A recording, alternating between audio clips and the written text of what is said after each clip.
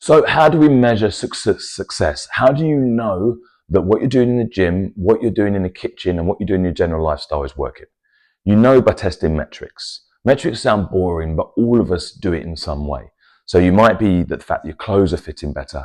It might be the fact that you weigh less, or your body fat is lower, or you get stronger, or you become more flexible. But it's all down to what you want. So when you're thinking about what you're going to do in January, how you're going to get training again, don't do what everyone does, which is say, I want to lose fat. Losing fat is great, but find other things as well, because everyone stops losing fat at some point and for some reason. So if fat is the only metrics to check, then it's pretty depressing when you plateau, and everyone plateaus on certain metrics. You might be getting stronger and fitter, elevating your mood, sleeping better, and building muscle, but your body fat is staying the same. If you've done all of that other stuff, that massively outweighs losing fat. And because you're improving all that stuff, you'll start losing fat again soon. So think about what matters for you. Before you go into the gym and just weigh yourself, do what we do. We take every one of our clients now and we go through a battery of tests. It takes about half an hour. We work out your biological age, your VO2 max, which is how well your body utilizes oxygen, takes on oxygen and feeds it to the body. It's like the number one thing that if you have a good score on this, that is the number one thing that's going to help you basically live longer and live better. So we check that.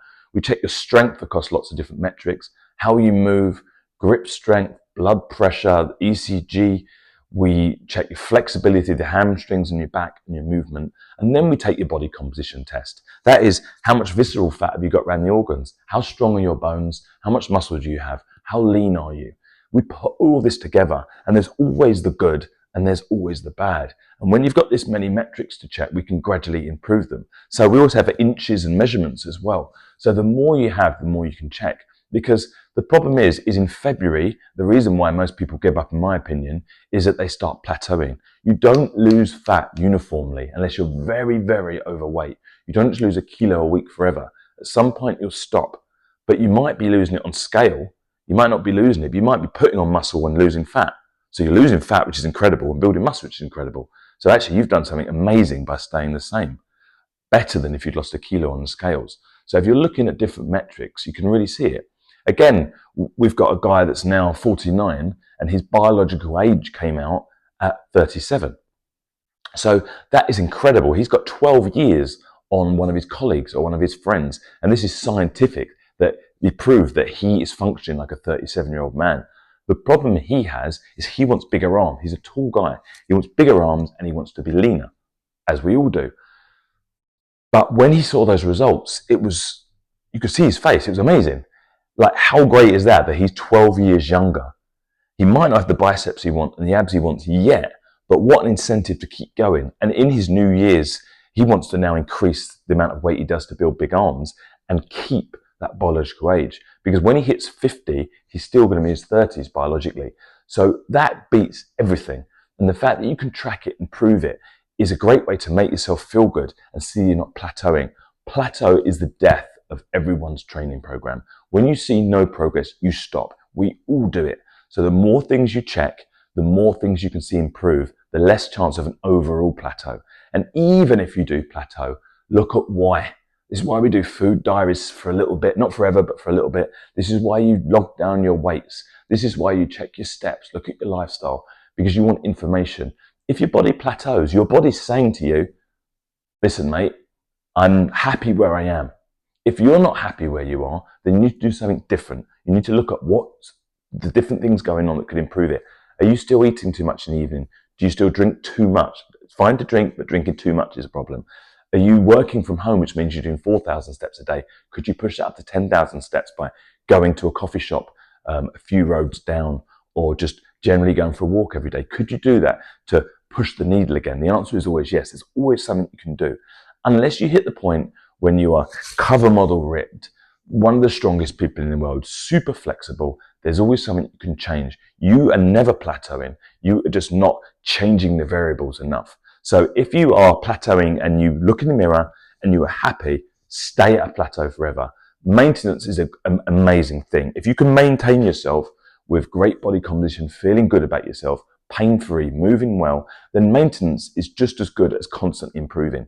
As a 44-year-old guy, my aim now is not to pack on muscle.